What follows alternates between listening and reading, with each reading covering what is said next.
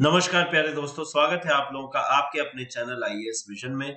और आज हम लोग बात करने जा रहे हैं पॉलिटी सीरीज को ही आगे बढ़ाते हुए यूनियन लेजिस्लेचर, इसका चौथा लेक्चर है। एंड हम लोग आज डिस्कशन करने वाले हैं important office of the parliament. Important office of the parliament में बहुत सारे जो पार्लियामेंट के अंदर, जैसे लोकसभा अलग है, राज्यसभा अलग है, और उसके अंदर with in Lok Sabha and Rajya Sabha further कितने ऑफिसेज होते हैं, उनको हेड कौन करते हैं, उनको प्रिसाइड कौन करते हैं, और उनकी वर्किंग कैसी होगी। अगर जो प्रिसाइडिंग ऑफिसर है वो नहीं है तो उनके एब्सेंस में कौन उसको टेक ओवर करेगा। तो ये सारी चीजें हम लोग डिस्कस करने वाले हैं। तो इससे पहले कि मैं शुरू करूं, मैं आपसे यही अनुरोध करना चाहूंगा कि वीडियो को कृपया अंत तक देखें, जितना हो सके दिल खोल के इसे शेयर करें, एंड पसंद आने पे लाइक जरूर करें।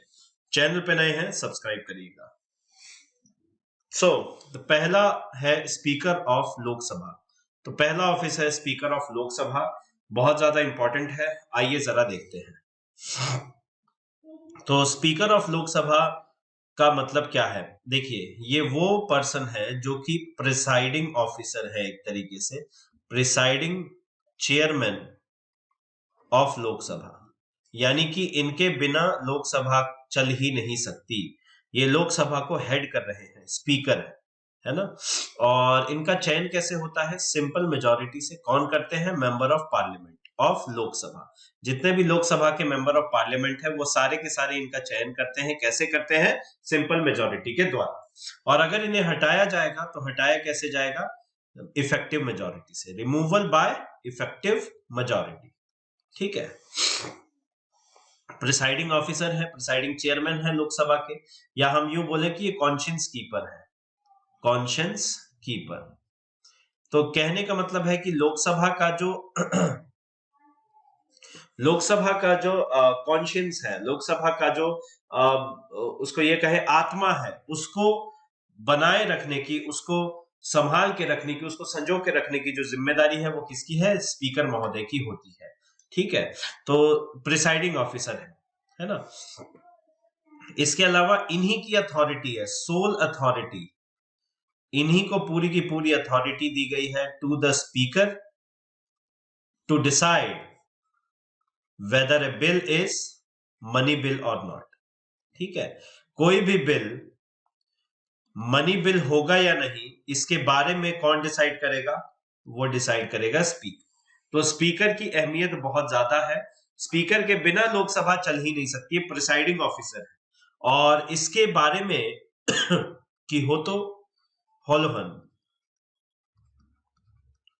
वर्सेस जचिलहू 1993 में सुप्रीम कोर्ट का कहना भी था। सुप्रीम कोर्ट ने अपने वर्डिक्ट में कहा, ये केस था, केस का नाम है कियोतो होलोहन वर्सेस जचिलू। इस केस में इन्होंने कहा, सुप्रीम कोर्ट ने कहा कि जो स्पीकर है वो सिंबल है प्रोपराइटी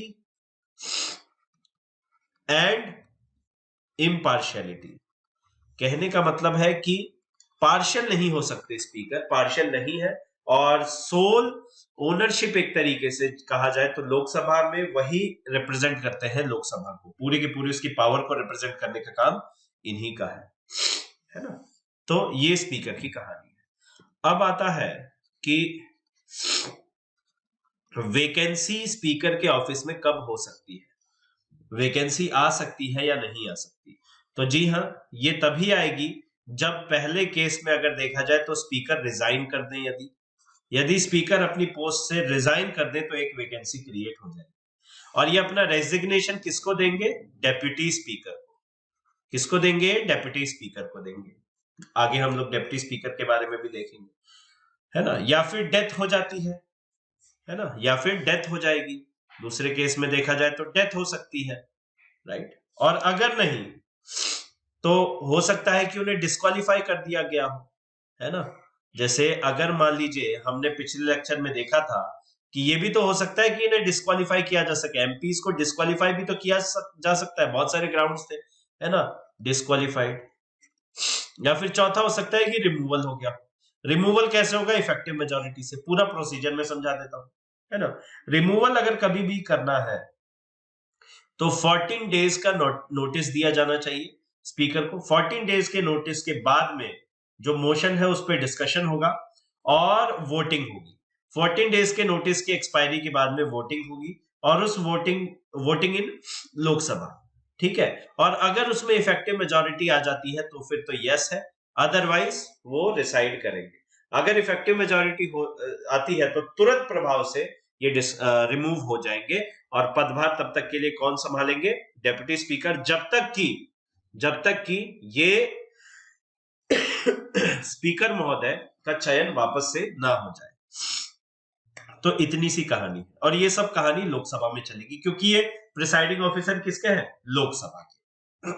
ठीक है, चलिए उसके बाद में देखिए एक बात बहुत ही ध्यान रखना कि ये स्पीकर से रिमूवल होता है, लेकिन ये मेंबर ऑफ पार्लियामेंट तो अभी भी है, continue to remain as member of parliament. Member of parliament तो अभी भी है, मेंबर ऑफ पार्लियामेंट में कोई शक थोड़ी है, उन्हें स्पीकर के पोस्ट से हटाया। लेकिन जिस पर्सन को, फॉर एग्जांपल कोई पर्सन है, मान लीजिए अभी ओम बिरला है, तो ओम बिरला जो है वो लोकसभा स्पीकर है, तो अगर लोकसभा स्पीकर को हटाया जाए उनकी पोस्ट से, अगर मान लीजिए ओम बिरला जी को हटा दिया जाए, लेकिन अभी भी वो एज एन एमपी तो कंटिन्यू करेंगे, डिस्क्वालीफाई थोड़ी हुए, हटाया गया है स्पीकर की पोस्ट से, राइट?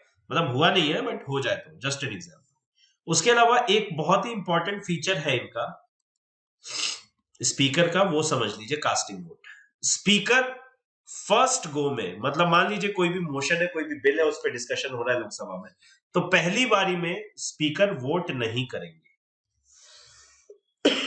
लेकिन मान लीजिए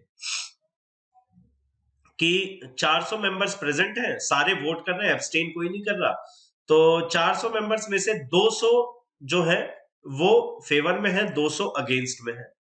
अब आ गया टाई ब्रेकर, ये आ गया टाई, यानी कि डेडलॉक आ गया, और इस डेडलॉक की स्थिति में वोटिंग फीचर, यानी कि सेकंड गो में अगर डेडलॉक की स्थिति है, मतलब कि डेडलॉक की स्थिति है, तो सेकंड गो में इनको वोट करने का अवसर मिलेगा।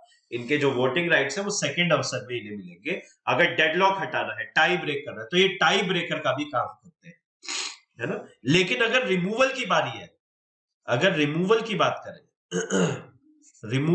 करें, जब इन्हें रिमूव करने का मोशन चल रहा है, जब इन्हें रिमूव करने का मोशन पास हुआ है 14 दिन के बाद में, प्रोविजन के बाद में, 14 दिन के जो इनको नोटिस पीरियड दिया है, उसके बाद में, जब इनके एक्सपायरी के बाद में जब वोटिंग हो रही है, उस समय ये ध्यान रखिएगा कि ये तो स्पीकर नहीं रहेंगे, है ना, स्पीकर ये नहीं रहेंगे। स्पीकर के चेयर पे बैठेगा कौन? Someone else. मान लीजिए कि फॉर एग्जांपल डेप्यूटी है, डेप्यूटी नहीं है तो इनके केस में आगे देखेंगे, है ना, कि अगर डेप्यूटी स्पीकर एब्सेंट है तो उनके केस में कौन एक काउंसिल बनता है, वो देखेंगे हम लोग आगे चल के।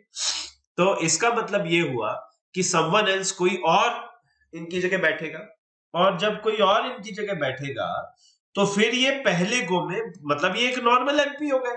जब इनकी रिमूवल की बात चल रही है तो ये खुद चेयर पे बैठ के तो अपने रिमूवल का डिसीजन नहीं सुनाएंगे ना, कोई और बैठा होगा, डेप्यूटी स्पीकर बैठा है मान लीजिए, और डेप्यूटी स्पीकर बैठे हैं, तो अब ये जो है लोकसभा में बैठे रहेंगे एज ए नॉर्मल एमपी, तो अब ये फर्स्ट गो में अपना वोट दे सकते हैं, पहली बारी में ये अपनी वोटिंग में पार्टिसिपेट कर सकते हैं। तो ये है कास्टिंग वोट का प्रोविजन। आई होप आपको समझ में आता। उसके अलावा हमारे कॉन्स्टिट्यूशन में, हमारे संविधान में एक प्रोविजन है, कॉन्स्टिट्यूशन ऑफ इंडिया एक प्रोविजन प्रोवाइड करता है, और वो प्रोविजन क्या है कि स्पीकर जो है वो इंडिपेंडेंट है, स्पीकर इज इंडिपेंडेंट। अब स्पीकर इंडिपेंडेंट का मतलब क्या हुआ कि जो लोकसभा के स्पीकर है वो इंडिपेंडेंट है, यानी कि उनका कंडक्ट, या फिर हम उनके कंडक्ट की बात करें या फिर वर्क की बात करें, उसे कैन नॉट बी डिस्कस्ड, उसे डिस्कस नहीं किया जा सकता, ना ही उसे क्रिटिसाइज किया जा सकता है, ना ही उसे चैलेंज किया जा सकता है in any court of law. किसी भी कोर्ट ऑफ लॉ में इनको चैलेंज नहीं किया जा सकता, ठीक है, किसी भी कोर्ट ऑफ लॉ में इनको चैलेंज नहीं किया जा सकता, राइट। सिर्फ एक कंडीशन है, जब मोशन टू रिमूव पेंडिंग हो। सिर्फ तभी कर सकते हैं ऐसा, क्रिटिसाइज, चैलेंज, या फिर हम यूं बोले कि उनके वर्क को क्रिटिसाइज किया जा सकता है, उनके वर्क को डिस्कस किया जा सकता है, सिर्फ तभी जब motion to removal is pending. तो ये स्टोरी है स्पीकर ऑफ लोकसभा की। आइए अब इसी में हम लोग आगे बढ़ते हैं, डेप्यूटी स्पीकर ऑफ लोकसभा। तो डेप्यूटी स्पीकर ऑफ लोकसभा के बारे में जान लीजिए। देखिए इनका भी इलेक्शन जो है सेम प्रोसीजर है, सिंपल मेजॉरिटी से किया जाएगा, और जो इनका रिमूवल है वो इफेक्टिव मेजॉरिटी से होगा। ठीक, ये हम टाइप्स ऑफ मेजॉरिटी आपको पता है, मैं बहुत डिटेल में इसको अच्छे से पढ़ा चुका हूं, राइट। उसके अलावा ये रिजाइन कैसे करेंगे? देखिए स्पीकर जो है वो रिजाइन करते हैं डेप्यूटी स्पीकर को इस्तीफा देके, और इनका रेजिग्नेशन कैसे होगा? ये रेजिग्नेशन किसको देते हैं? स्पीकर को। ठीक है, तो ये आपस में लेन देन कर लेते हैं एक तरीके से, ये समझिए। तो रेजिग्नेशन सबमिट होगा डेप्यूटी स्पीकर का स्पीकर को, स्पीकर का डेप्यूटी स्पीकर को। ठीक है, अब अगर मान लीजिए स्पीकर प्रेजेंट है तब तो स्पीकर ही प्रिसाइड करेंगे, लेकिन अगर स्पीकर एब्सेंट हुए, if speaker is absent, then उस केस में क्या होगा? अगर स्पीकर ही एब्सेंट हो गए हैं तो फिर डेप्यूटी स्पीकर जो है वो प्रिसाइड करते हैं, ये प्रिसाइड करेंगे लोकसभा पे। ठीक है, यानी लोकसभा को यही मैनेज करने वाले हैं। ठीक है उसके अलावा अगर दोनों एब्सेंट हुए तो, if both speaker and deputy speaker, ये दोनों एब्सेंट हुए, अगर ये दोनों के दोनों स्पीकर और डेप्यूटी स्पीकर दोनों के दोनों एब्सेंट हो गए तो क्या होगा? तो उस केस में क्या होता है? देखिए उससे पहले ही जो स्पीकर है वो नॉमिनेट कर चुके होते हैं, स्पीकर का चयन होता है और इधर ये नॉमिनेट करते हैं। ठीक है, नॉट मोर देन, मतलब लगभग 10 तक कर सकते हैं, नॉट मोर देन 10, कोई भी 10 मेंबर्स जो कि बनाते हैं पैनल ऑफ चेयरपर्सन्स। तो panel of chairpersons of Lok Sabha, ये 10 मेंबर्स हैं वो बनाते हैं। ठीक है, अब इनमें से कोई भी एक पर्सन इन दोनों की एब्सेंस में ऑफिस को प्रिसाइड कर सकता है, लोकसभा के प्रोसीडिंग्स को करवाने के लिए वो प्रेजेंट रह सकते हैं, यानी प्रिसाइडिंग ऑफिसर ये हो जाएंगे। ठीक है, ये है। अब अगर मान लीजिए ऐसा हो जाए कि लोकसभा के स्पीकर, डेप्यूटी स्पीकर प्लस ये panel of chairpersons of Lok Sabha, ये सभी एब्सेंट है। अगर मान लीजिए 10 के 10 प्लस ये 2 जने और ये सभी एब्सेंट है, तो उसके बाद अगर ऐसा होता है तो मेंबर्स ऑफ लोकसभा, बहुत इंपॉर्टेंट है, यहां से सवाल बन सकता है, कैन चूज एनीवन, है ना, ये लोग मिलके किसी को भी चूज कर सकते हैं to preside over Lok Sabha. Over Lok Sabha कहने का मतलब है कोई भी प्रिसाइड कर सकता है, राइट जिसको भी मेंबर्स चूज करेंगे, सेलेक्ट करेंगे। ठीक है, अब देखिए बहुत इंपॉर्टेंट एक फैक्ट बताने जा रहा हूं। अगर मान लीजिए स्पीकर एंड डेप्यूटी स्पीकर दोनों ने या तो रिजाइन कर दिया है, राइट, अगर मान लीजिए दोनों ने रिजाइन कर दिया है, या फिर डेड है, या फिर दोनों को ही रिमूव कर दिया गया है, यानी कि दोनों ऑफिसेस में वैकेंसी है। ठीक है, तो उस केस में ये बहुत इंपॉर्टेंट है। आप सोचेंगे कि पैनल मेंबर्स में से कोई एक बनेगा, नहीं, then in that case anyone nominated by president, उसे कौन नॉमिनेट करेगा? प्रेसिडेंट नॉमिनेट करेगा। ठीक है, again president on the aid and advice of council of ministers, ये मैं बता चुका हूं। ठीक है, वो अपॉइंट करेंगे और वो फिर शैल प्रिसाइड ओवर लोकसभा, राइट। ठीक है, इससे भी एक इंपॉर्टेंट चीज देखिए, तो ये बात हो गई डेप्यूटी स्पीकर। काम क्या है इनका? स्पीकर की एब्सेंस में लोकसभा को संभालना। अगर ये एब्सेंट होते हैं, ये भी एब्सेंट है, तो एक panel of chairperson of Lok Sabha 10 लोगों का होता है, स्पीकर नॉमिनेट करते हैं, उनमें से कोई एक प्रिसाइड करेगा। अगर दोनों की डेथ हो गई मान लीजिए, या रिजाइन कर दिया दोनों ने, या रिमूव कर दिया गया दोनों को, दोनों ही ऑफिस में वैकेंसी है, तो इस पैनल में से कोई नहीं जाएगा, फिर जिसको प्रेसिडेंट ने सेलेक्ट किया है वो जाएगा। ठीक है। बहुत इंपॉर्टेंट बात देखिए, जितने भी मेंबर ऑफ पार्लियामेंट है ना, जितने भी मेंबर्स ऑफ पार्लियामेंट है लोकसभा के, उन सबका टेन्योर कितना है? 5 years.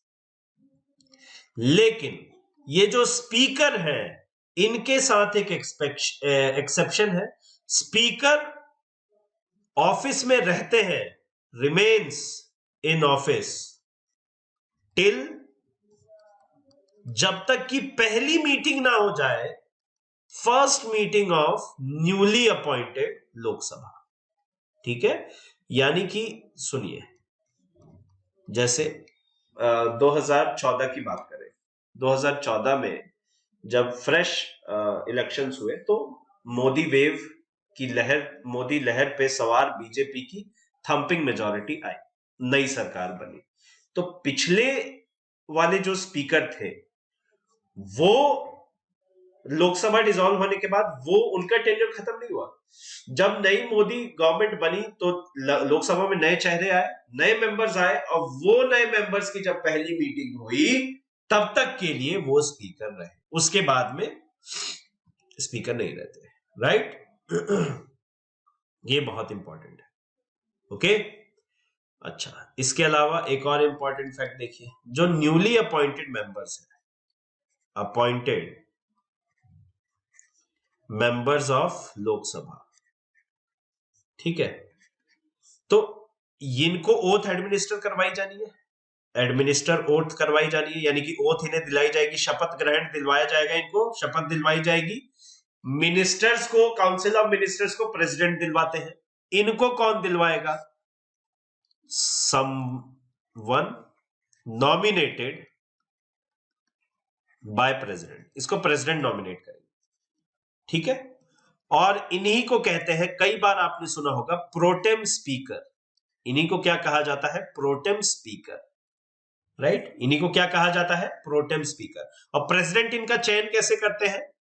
He should be, protem speaker should be the most experienced, सबसे एक्सपीरियंस्ड होने चाहिए, मोस्ट एक्सपीरियंस्ड लेजिस्लेटर, सबसे एक्सपीरियंस लेजिस्लेटर होने चाहिए। एज के टर्म्स में नहीं, मेंबरशिप के टर्म्स में। जैसे 2014 में प्रणब मुखर्जी जी ने, जिनको प्रोटेम स्पीकर अपॉइंट किया था, वो थे कमलनाथ।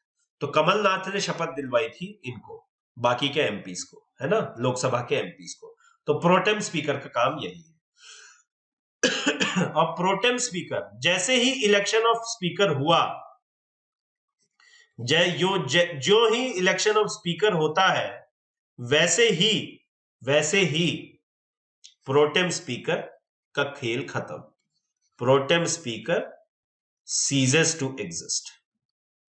यानी कि प्रोटेम स्पीकर का काम क्या है? सिर्फ और सिर्फ जो न्यूली अपॉइंटेड लोकसभा मेंबर्स है, उनको ओथ दिलवाना, ओथ एडमिनिस्टर करवाना। That's it.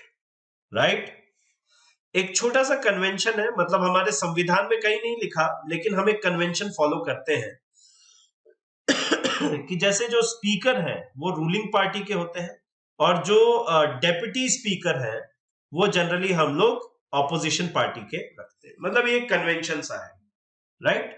क्योंकि ये न्यूट्रल है ना, ये ऑफिस न्यूट्रल है, और मतलब पक्षपाती नहीं हो सकता। ये हमने देखा था कि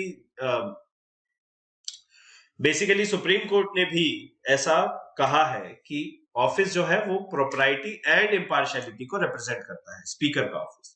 और अभी अगर बात करें at present Lok Sabha speaker Om Birla जी हैं बीजेपी से, और एम तंबी दुरई जो कि डेप्यूटी स्पीकर हैं एआईए डीएमके से। आज लास्ट में हुज हु मैं बताऊंगा, सबसे इंपॉर्टेंट है, उसमें मैं सारी चीजें बता दूंगा। तो ये deputy chairperson of Lok Sabha.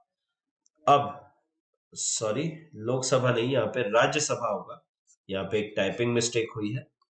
Rajya Sabha deputy chairperson of Rajya Sabha. देखिए चेयरपर्सन ऑफ राज्यसभा कौन थे, ये हम डिस्कस कर चुके हैं जब हमने चेयरपर्सन ऑफ राज्यसभा, ये डिस्कशन बहुत ज्यादा इंपॉर्टेंट रहा है हमारा। Vice president of India, right, हम लोगों ने देखा है कि वाइस प्रेसिडेंट ऑफ इंडिया जो है उनका सिलेक्शन, उनका रिमूवल, उनका फंक्शन, सारी चीजें हम डिस्कस कर चुके हैं। यहाँ देखिए आई बटन होगा आपके स्क्रीन के राइट हैंड साइड में टॉप मोस्ट पे, उसी आई बटन पे वो वीडियो मैंने पिन कर दिया है, प्लीज जाइए एंड उसे देखिए। Right, vice president of India के बारे में कंप्लीट डिस्कशन। तो डेप्यूटी चेयरपर्सन की बात कर लेते हैं हम राज्यसभा से। ये क्या है, इनका काम क्या है, देखिए इनका काम है प्रिसाइड्स ओवर राज्यसभा। राज्यसभा में प्रिसाइड करते हैं ये, है ना। राज्यसभा में इनको रहना है in house in case vice president is absent. अगर वाइस प्रेसिडेंट एब्सेंट होते हैं तो, है ना, अगर वाइस प्रेसिडेंट एब्सेंट है तो फिर ये प्रिसाइडिंग ऑफिसर की तरह काम करेंगे। राइट, चलिए ये जो स्पीकर काम करते हैं लोकसभा में, वैसा ही काम वाइस प्रेसिडेंट का, हम यूं बोले चेयरपर्सन ऑफ राज्यसभा का है, और डेप्यूटी स्पीकर की तरह ही काम डेप्यूटी चेयरपर्सन का है राज्यसभा। ठीक है, ये रिजाइन कैसे करेंगे, इनको रिजाइन करने का क्या सिस्टम है कि ये रिजाइन किसको करेंगे, ये अपना रेजिग्नेशन करेंगे वाइस प्रेसिडेंट को सबमिट। राइट, इनको सिंपल मेजॉरिटी से इलेक्ट किया जाता है and removed by effective majority. लेकिन ये इफेक्टिव मेजॉरिटी सिर्फ कहां पे, राज्यसभा में। प्रोसीजर वही 14 दिन का नोटिस एंड उसके बाद में डिस्कशन के बाद अगर सिंपल मेजॉरिटी आ गई, रिमूव्ड। राइट, और यहां पे भी panel of chairpersons of Rajya Sabha होते हैं। और ये panel of chairpersons of Rajya Sabha का काम क्या है कि अगर मान लीजिए वाइस प्रेसिडेंट या हम यूं बोले कि chairperson and deputy chairperson absent है, तो इनमें से कोई एक जाके प्रिसाइड करेगा।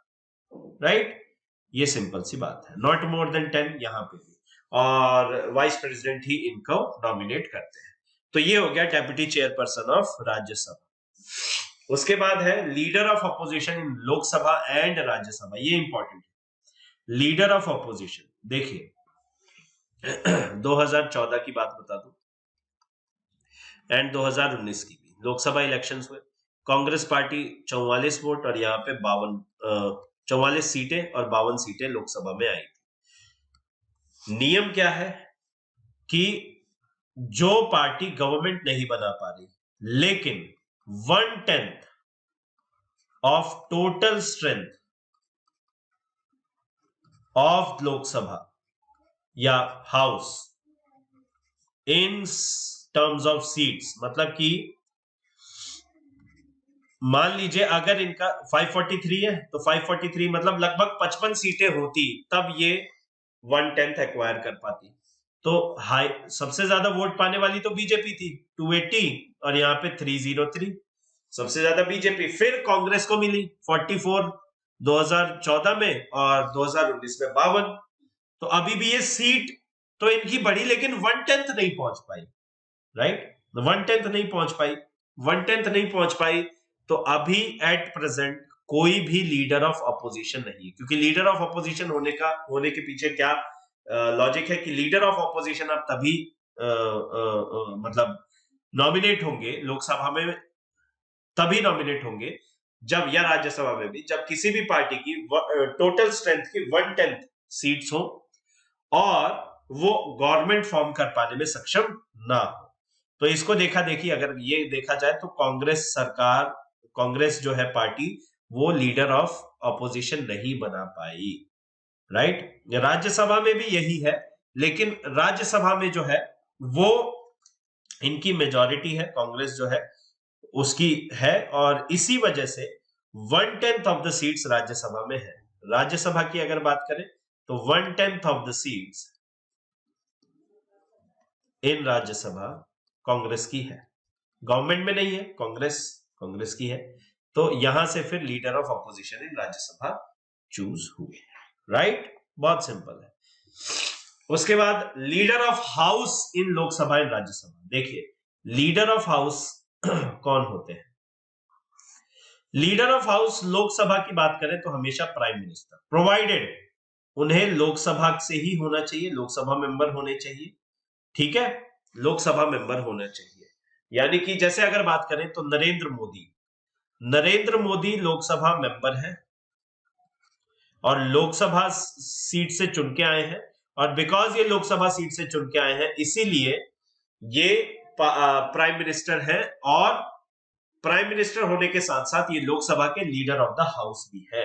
लेकिन इससे पहले डॉक्टर मनमोहन सिंह, इनकी बात करें तो ये राज्यसभा से थे, लोकसभा से नहीं थे, राइट? तो ये लीडर ऑफ हाउस नहीं थे। जो यूपीए 1 यूपीए 2 गवर्नमेंट्स थी 2004 से लेके 2014 तक जो सरकारें चली, उनमें लीडर ऑफ द हाउस ये नहीं रहे, डॉक्टर मनमोहन सिंह नहीं रहे, हालांकि वो प्रधानमंत्री थे। क्यों?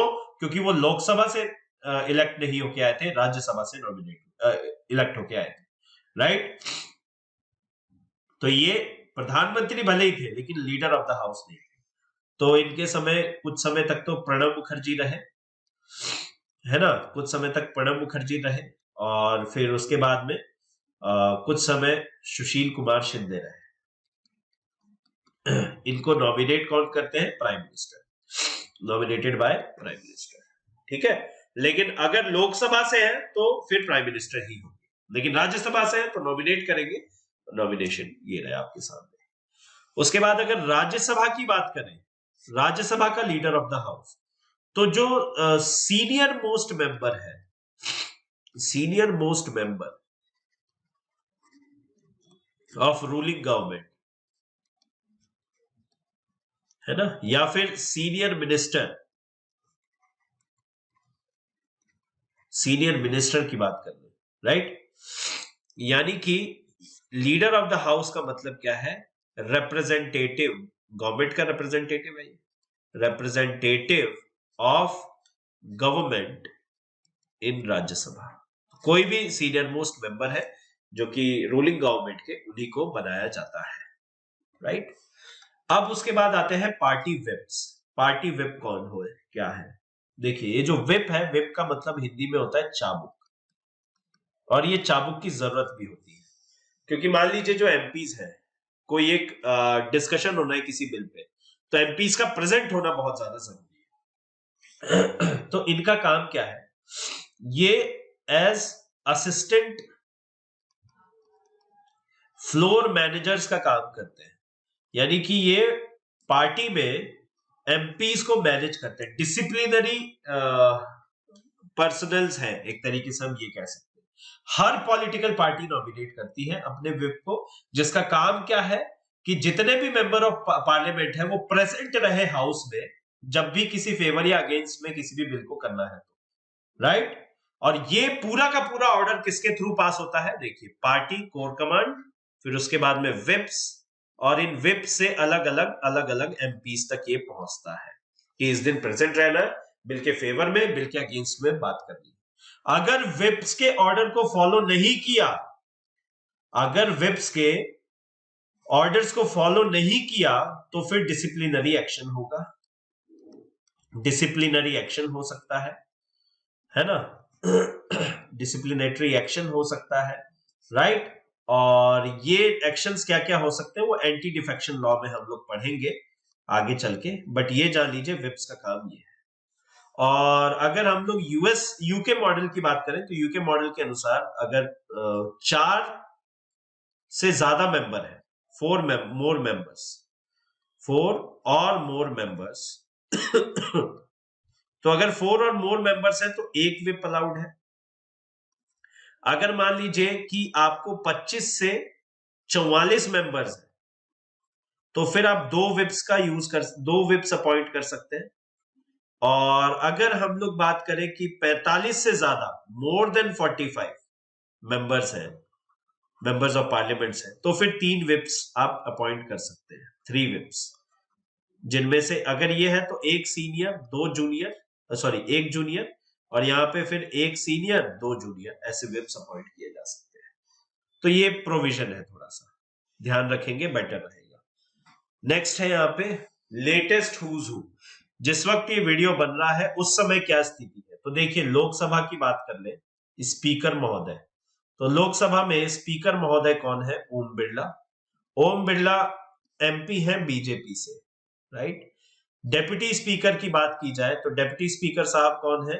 ये है एम तांबी दुरई, और ये है एआईडीएमके, राइट। उसके बाद अगर हम लोग राज्यसभा की बात करें साहब, तो राज्यसभा में जो वाइस प्रेसिडेंट ऑफ इंडिया है, या फिर हम यूं बोले चेयरपर्सन, तो chairperson vice president of India जो कि कौन है? एम वेंकैया नायडू, है ना। एम वेंकैया नायडू डिस्कशन कर चुके हैं हम। उसके बाद डेप्यूटी स्पीकर, तो डेप्यूटी चेयरपर्सन अगर इनकी बात करेंगे तो ये है राज्यसभा में हरिवंश, और ये जदयू से है। एनडीए का पार्ट फॉर्म करता है जदयू, वहां से है, ठीक है। अब देखिए जो लोकसभा 2019 के इलेक्शंस हुए थे उसमें कांग्रेस को मैं बता चुका हूं 10% कोटा नहीं फुलफिल कर पा रहे थे, तो no leader of opposition. Lok Sabha में कोई भी लीडर ऑफ ऑपोजिशन नहीं है, देख लीजिए, no leader of opposition as of now, ठीक है। और लेकिन अगर बात करें तो अधीर रंजन चौधरी ये अभी लोकसभा में कांग्रेस लीडर है। ये कांग्रेस के लीडर ऑफ अपोजिशन नहीं है, कांग्रेस के लीडर, ठीक है। लीडर ऑफ कांग्रेस है ये, ठीक है। और लीडर ऑफ अपोजिशन राज्यसभा में कौन है? मल्लिकार्जुन खड़गे,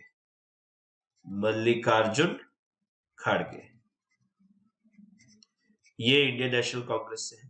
इनसे पहले गुलाम नबी आजाद थे 2 टर्म्स के लिए, ठीक है। इनसे पहले कौन थे? गुलाम नबी आजाद थे, फिर वो रिटायर हो गए, और अभी कौन है? मल्लिकार्जुन खड़गे। नेक्स्ट अगर बात की जाए लीडर ऑफ हाउस लोकसभा में, लीडर ऑफ हाउस ऑब्वियसली प्रधानमंत्री नरेंद्र मोदी है, और लीडर ऑफ हाउस राज्यसभा में पीयूष गोयल है। मैंने बताया था ये रिप्रेजेंटेटिव होते हैं हमेशा किसके? गवर्नमेंट के, बीजेपी से है।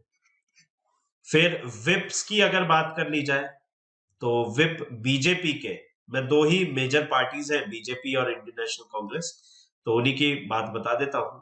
बीजेपी के हैं राकेश सिंह, सीनियर विप की ही बात करूंगा, इतना याद रखने की जरूरत नहीं है, लेकिन अगर आप जैसे कोई स्टेट पीएससीज वगैरह देते हैं तो उनमें शायद पूछ सकता है ये। और इसमें लोकसभा में कांग्रेस के जो है वो है के सुरेश। उसके बाद अगर राज्यसभा में विप्स की बात करें बीजेपी, तो बीजेपी से विप है शिव प्रताप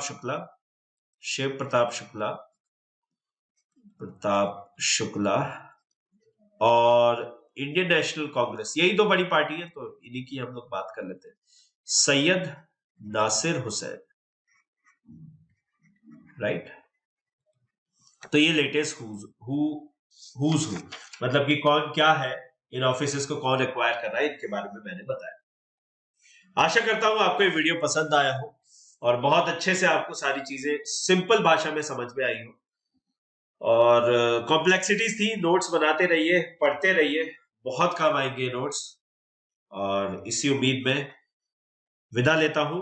प्लीज वीडियो को लाइक कीजिएगा, चैनल को सब्सक्राइब कीजिएगा, यही हमारे लिए सबसे बड़ा मोटिवेशन है। तब तक के लिए जय हिंद, जय भारत, वंदे मातरम।